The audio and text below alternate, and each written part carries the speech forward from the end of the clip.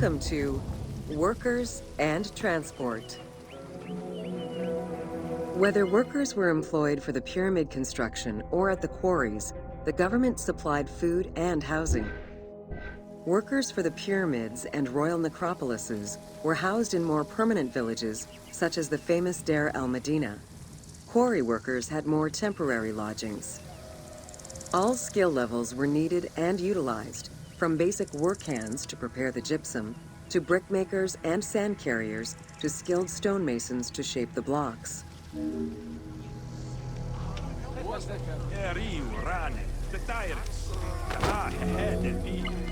Skilled architects and engineers were employed year-round, while support labor were often farmers who worked on the quarries or construction during the Nile's flood season. The basic laborers were hardworking and versatile. Many may have been farmers who joined the construction during the off-season. Hieroglyphs found in the work villages listed assigned job titles.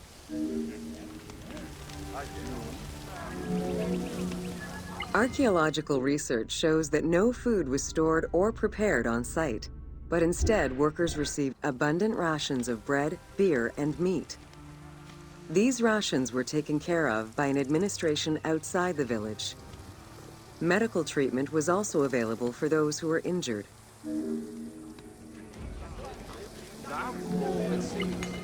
While some quarries were close to the Nile, others were located across the desert and required long expeditions. These expeditions were sanctioned by the state. They involved complex logistics and required many participants. Transporting a block by land meant that workers had to overcome the weight and friction of the load. To solve this, they first dug a track in the ground. This path was sometimes reinforced with rails upon which a sled, used to ferry the blocks, would be pulled.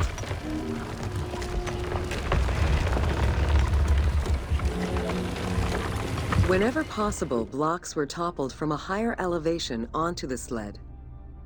Workers then poured water onto the clay at the front of the sled, creating a slick surface to more easily move the load. It wasn't until the New Kingdom that animals were used to tow the burden.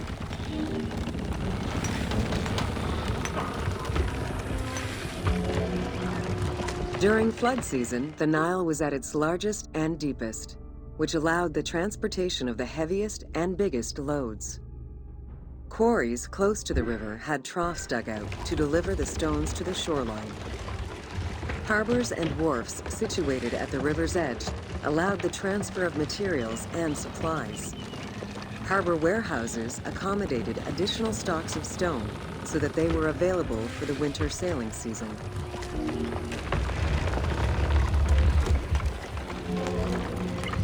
The Uwadi el-Jarf papyri detail a limestone load intended for the Khufu pyramid that weighed in at 70 to 80 tons, or 30 blocks. One papyrus is a fragment from a foreman's notes taken while working on the Great Pyramid. It details the transportation of limestone blocks from the Tura quarries to the construction site of the pyramid. The other papyri are shipping logs containing archives of the sailors assigned to sail the Red Sea and the Nile.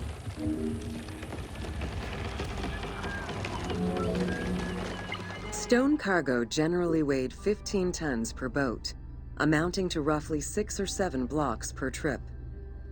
For heavier loads such as obelisks, monolithic pillars, or gigantic statues, larger boats were used. These transports are the ones typically showcased on temple walls.